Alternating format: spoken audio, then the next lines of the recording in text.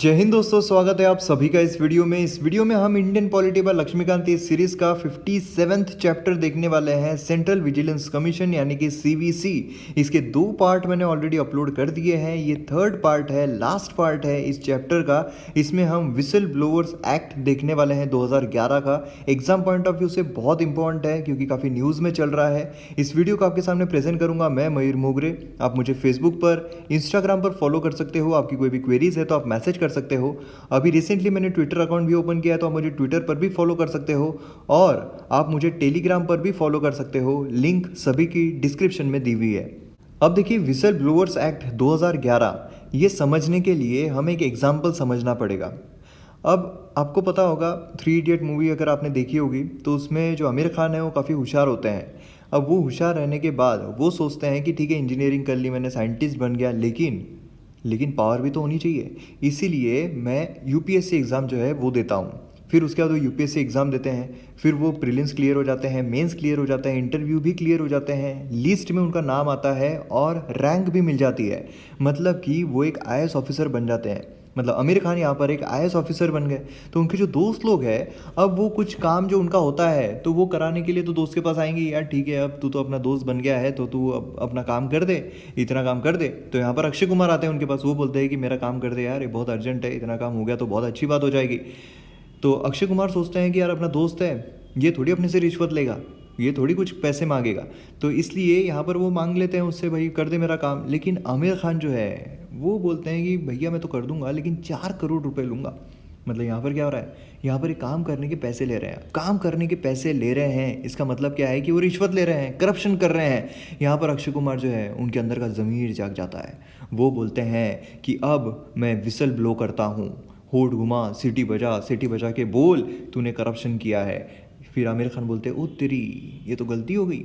तो इस तरीके से यहाँ पर क्या हो रहा है, पूरा सिनारियो आप देखिए। यहाँ पर जो आमिर खान है वो है एक सिविल सर्वेंट, मतलब जो जनता है उनके सर्वेंट, उनका काम करके देने के लिए यहाँ पर बैठे हैं। लेकिन वो लोगों का ही काम करके देने के लिए उनसे पैसे ले रहे हैं, उनसे रिश्वत ले रहे हैं। तो यहाँ पर जो जनता है वो विसल ब्लो कर रही है, वो इनके अगेंस्ट में एक्ट कर रही है कि आप यहाँ पर करप्शन ले रहे हो, मतलब इन्हें एक्सपोज करने की कोशिश कर रही है।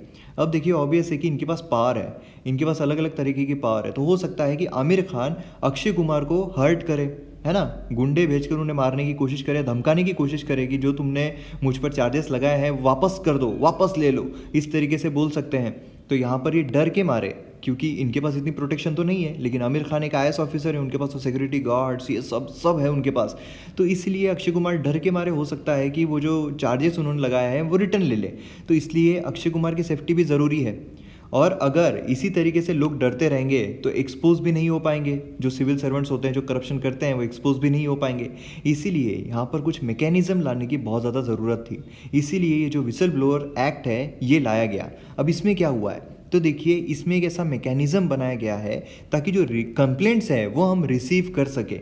मतलब जो भी करप्शन करता है तो उसके अगेंस्ट में जो भी यहाँ पर कंप्लेंट्स आती है वो प्रॉपर तरीके से हो सके और जो लोग हैं अपनी पावर का मिसयूज़ ना कर सके। क्योंकि यहाँ पर आमिर खान क्या कर रहे थे, अपनी पावर का मिसयूज़ कर रहे थे, है ना, पैसे ले रहे थे। और उसी के साथ साथ जो विक्टिम्स होते हैं, मतलब अक्षय कुमार, उन्हें सेफगार्ड मिल सके, उन्हें सेफ्टी मिल सके, ताकि वो डरे ना, बिना डरे विसल ब्लो कर सके, बिना डरे वो एक्सपोज कर सके। क्योंकि हमारी जो इकोनॉमी है उसके लिए बहुत खतरा है, अगर कोई भी करप्शन करता है तो उन्हें एक्सपोज करना बहुत ज़रूरी है। इसीलिए यहाँ पर उनकी सेफगार्ड जो है वो भी ज़्यादा ज़रूरी है, जो एक्सपोज करता है उनकी। इसीलिए यहाँ पर गवर्नमेंट ने इंट्रोड्यूस किया the public interest disclosure and protection to persons making the disclosure bill 2010, Lok Sabha में 26/8/10 को। अब यहाँ पर ये जो बिल है, अब इसके इतिहास किस तरीके से रहा है वो भी हम जानते हैं। लेकिन अब public interest disclosure and protection to persons making the disclosure bill 2010, अब ये क्या है, ये करप्शन से रिलेटेड है। इसलिए इसे स्टैंडिंग कमेटी जो होती है, पार्लियामेंट्री स्टैंडिंग कमेटी, उसकी तरफ भेजा गया। अब स्टैंडिंग कमेटी जो है उसने पूरी तरीके से स्क्रूटिनाइज़ किया। उसने जो भी यहाँ पर अमेंडमेंट चाहिए होते हैं वो यहाँ पर सजेस्ट किए कि ये आप चेंज करो, ये आप चेंज करो, इसमें ये होना चाहिए, इसमें ये होना चाहिए। ये सारी चीज़ें जो है यहाँ पर अमेंडमेंट करने के बाद यहाँ पर कैबिनेट जो है उन्होंने, जो मीटिंग हुई थी 13/12/11 को, उसमें जितने भी अमेंडमेंट्स है वो सब अप्रूव कर दिए इस बिल को लेकर। और इस अमेंडमेंट में जो नाम यहाँ पर बिल का दिया गया था वो भी चेंज किया गया और बिल का नाम अब पड़ गया है विसल ब्लोअर्स प्रोटेक्शन बिल 2011। तो आप देख सकते हो जो भी अमेंडमेंट्स हैं यहाँ पर फाइनली अप्रूव किए गए कैबिनेट की तरफ से, लेकिन यहाँ पर कैबिनेट की तरफ से सिर्फ अप्रूव हुए हैं, मतलब यहाँ पर अब बिल फाइनल तरीके से बन गया है। ये अभी तक हाउस में इंट्रोड्यूस नहीं आया है, ये अभी तक लॉ नहीं बना है, ये अभी तक सिर्फ बिल ही है। अब बिल ये मतलब ड्राफ्ट अब बिल में तब्दील होगा जब वो हाउस में जाएगा। अब यही होता है लोकसभा में ये जो बिल है ये पास हो जाता है 27/12/2011 को। अब देखिए जब भी सरकार कोई बिल लेकर आती है लोकसभा में नॉर्मली पास हो ही जाता है जल्द से जल्द, तो यहाँ पर लोकसभा में बिल पास हो जाता है 27/12/11 को। अब देखिए आप ये तारीख देखिए 2011 को ये बिल लोकसभा में पास हो जाता है, वो राज्यसभा में जाता है। राज्यसभा में वो जो बिल है ये जल्दी पास नहीं होता है, मतलब अलग अलग सेशंस आते हैं, मॉनसून सेशन आ जाता है लेकिन बिल पास नहीं होता है, अलग अलग सेशन जो है वो आते जाते हैं, बिल पास नहीं होता है, पास नहीं होता है, पास नहीं होता है, साल निकलते जाते हैं और ये बिल राज्यसभा में फाइनली कब पास होता है? बिल पास होता है 21 फरवरी 2014 को। मतलब देखिए 2011 से लेकर 2014 तक कितना गैप जाता है, ये बिल इतने सालों के बाद राज्यसभा में पास होता है। अब ये लॉ में तब्दील हो गया है क्या? तो अभी भी नहीं हुआ है, क्योंकि लोकसभा में पास हुआ है, राज्यसभा में पास हुआ है, लेकिन प्रेसिडेंट जो है उनकी एसेंट बाकी है। तो अब ये बिल जाता है प्रेसिडेंट के एसेंट के लिए। अब 21 फरवरी 2014 को ये राज्यसभा से पास होता है, फिर उसके बाद प्रेसिडेंट की एसेंट मिलती है 9 मई 2014 को। अब जब ये प्रेसिडेंट की एसेंट मिल चुकी है, अब ये लॉ में तब्दील हो चुका है। अब जब ये बिल लॉ में तब्दील हो चुका है तो ऑब्वियस है कि इसके फीचर्स जानना बहुत ज़रूरी है। तो फीचर्स हम इसके जानने की कोशिश करते हैं। पहला फीचर आता है कि जो एक्ट है ये एक ऐसा मैकेनिज्म प्रोवाइड करता है ताकि जो आइडेंटिटी है विसल ब्लोअर की, मतलब अक्षय कुमार जो है यहाँ पर जिन्होंने विसल ब्लो की है, उनकी जो आइडेंटिटी है वो प्रोटेक्ट की जा सके, जिससे कि अक्षय कुमार को डर ना रहे कि ठीक है अब मुझे डर ही नहीं है कि मैंने यहाँ पर विसल ब्लो की है, मैंने यहाँ पर उसे एक्सपोज किया है आमिर खान को, मुझे डर नहीं है, क्योंकि यहाँ पर जो विक्टिम है उसे कोई चोट नहीं पहुंचाई जा सकती है, इसीलिए यहाँ पर फ्रीली विसल जो है वो ब्लो की जा सकती है। तो ये बहुत एक इम्पॉर्टेंट फीचर आता है इस विसल ब्लोअर्स एक्ट का।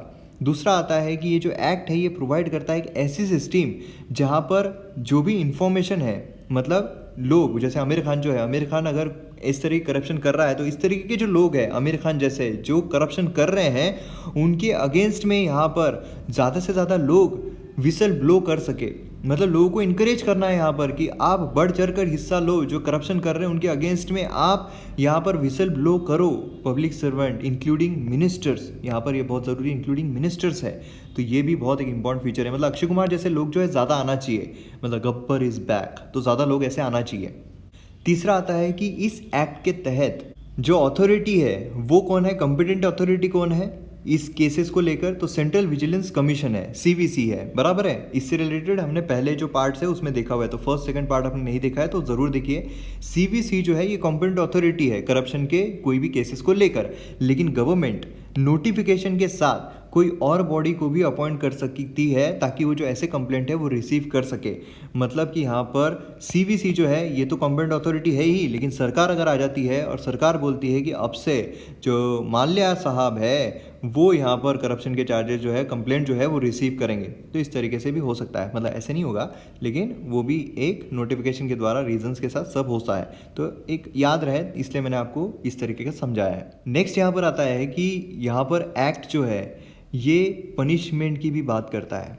अब पनिशमेंट किसकी पनिशमेंट, तो जो भी फॉल्स कंप्लेंट दाखिल करते हैं, मतलब अगर आमिर खान ने अक्षय कुमार से पैसे मांगे ही नहीं थे लेकिन फिर भी अक्षय कुमार जो है अगर फॉल्स कंप्लेंट कर देता है कि मेरा दोस्त इतना ऊपर कैसे चला गया, IAS ऑफिसर बन गया, अरे बाप रे, तो उसके अगेंस्ट में कंप्लेंट कर दो। इस तरीके की अगर फॉल्स कंप्लेंट होती है तो जो इंसान रहेगा, अक्षय कुमार रहेगा, उसे 2 साल तक की जेल हो सकती है, 2 ईयर्स तक की जेल हो सकती है और 30,000 तक का जुर्माना भी उस पर लग सकता है। तो ये जो है ये काफ़ी एक फैक्टर है, क्योंकि देखिए इसे ड्रॉबैक भी कह सकते हैं हम, क्योंकि जो केसेस में अगर एक्चुअल में करप्शन किया गया है लेकिन अगर किसी भी तरीके से उसे फॉल्स कंप्लेंट जो है वो घोषित कर दिया जाता है तो यहाँ पर वो जो इंसान है वो कभी मुंह खोल ही नहीं पाएगा अपना ज़िंदगी में। इसी तरीके से लोग इसी तरीके से डरेंगे कि अक्षय कुमार जो है वो यही डर के रहेंगे कि साला आमिर खान जो है वो तो इतना बड़ा हो गया आदमी, वो मेरे को झूठा तो आराम से साबित कर सकता है, तो अगर मैंने मुंह खोल दिया, मुझे झूठा साबित कर दिया तो मुझे 2 साल की सज़ा हो जाएगी। इससे अच्छा ठीक है, पैसे वही ले रहा है, लेने दो यार उसको, मेरा क्या जा रहा है। तो इस तरीके से जो है अप्रोच लोगों का हो सकता है, मेंटेलिटी लोगों की हो सकती है। लेकिन ये भी है क्योंकि अगर किसी इंसान ने, मतलब अक्षय कुमार जो है उसका काम अगर आमिर खान ने नहीं किया तो अक्षय कुमार चिढ़ के बदले उस पर फॉल्स जो एलिगेशन है वो भी लगा सकता है। तो इसलिए एक तरीके से अच्छा भी है, एक तरीके से बुरा भी है। फिर यहाँ पर नेक्स्ट आता है कि जो भी इंसान विसल ब्लो कर रहा है उसने पर्सनल डिक्लेरेशन देना चाहिए कि जो भी इंफॉर्मेशन उसने यहाँ पर दी है वो सही है, ट्रू है, क्योंकि नहीं तो उसे सज़ा हो जाएगी। इसलिए उसने पर्सनल डिक्लेरेशन जो है वो देना चाहिए। जैसे अक्षय कुमार ने पर्सनल डिक्लेरेशन देना चाहिए कि जो भी मैं यहाँ पर बोल रहा हूँ, जो भी मैं यहाँ पर एलिगेशंस लगा रहा हूँ, ये सब सच है। आमिर खान ने मुझसे 4 करोड़ रुपए लिए हैं। अब ये जो डिस्क्लोजर है, जो अक्षय कुमार यहाँ पर डिस्क्लोजर कर रहे हैं, जो भी डिक्लेरेशन दे रहे हैं, ये राइटिंग में भी हो सकता है, मेल के द्वारा भी हो सकता है। मतलब कि जिस तरीके से यहाँ पर प्रोसीजर बताई गई है, सीवीसी के द्वारा जो प्रोसीजर बताई गई है उस तरीके से आप कर सकते हो। उसके साथ लेकिन आपको सपोर्टिंग डॉक्यूमेंट जो है वो भी देने पड़ेंगे। नेक्स्ट यहाँ पर आता है कि अब अक्षय कुमार जो है उन्होंने जो भी डॉक्यूमेंट्स यहाँ पर सबमिट किए हैं आमिर खान के लिए, तो यहाँ पर है आमिर खान, यहाँ पर है अक्षय कुमार। तो यहाँ पर अक्षय कुमार ने जो भी डॉक्यूमेंट्स यहाँ पर सबमिट किए हैं एलिगेशंस के, मतलब आमिर खान ने रिश्वत ली है, अगर वो इनकरेक्ट साबित होते हैं, अक्षय कुमार के इनकरेक्ट होते हैं, तो यहाँ पर किसी भी तरीके के एक्शन आमिर खान के अगेंस्ट में नहीं ली जाएगी। ये आपको अच्छे से पता रहना चाहिए क्योंकि ये प्रीलिम्स में एक सेंटेंस में पूछ सकते हैं कि उस पर कोई भी कार्यवाही जो है वो नहीं की जाएगी। फिर लास्ट यहाँ पर आता है कि जो भी इंफॉर्मेशन नेशनल सिक्योरिटी से रिलेटेड होती है वो इसके प्रीव्यू से बाहर रखेंगे। मतलब नेशनल सिक्योरिटी के बारे में अगर कुछ आता है तो वो इसमें नहीं आएगा। उसी के साथ साथ ये एक्ट जो है अप्लीकेबल नहीं होता है जम्मू एंड कश्मीर में। जम्मू एंड कश्मीर में ऐसा कुछ होता है तो वहाँ पर बिल्कुल अप्लीकेबल नहीं रहेगा। आर्म फोर्सेज जो होते हैं उनके लिए भी अप्लीकेबल नहीं रहेगा। उसी के साथ साथ जो स्पेशल प्रोटेक्शन ग्रुप होता है जो सिक्योरिटी प्रोवाइड करता है प्राइम मिनिस्टर को या फिर फॉर्मर प्राइम मिनिस्टर्स को, उनके लिए भी ये अप्लीकेबल नहीं रहेगा। तो किन के लिए अप्लीकेबल नहीं है? जम्मू एंड कश्मीर में अप्लीकेबल नहीं है, आर्म फोर्सेस के लिए अप्लीकेबल नहीं है। स्पेशल प्रोटेक्शन ग्रुप जो प्राइम मिनिस्टर या फिर फॉर्मर प्राइम मिनिस्टर की सिक्योरिटी के लिए होते हैं, उनकी रक्षा के लिए होते हैं, उन पर भी ये लागू नहीं रहेगा। उसी के साथ साथ जो चीज़ नेशनल सिक्योरिटी से बिलोंग करती है, रिलेटेड है, उससे भी ये बाहर रहेगा।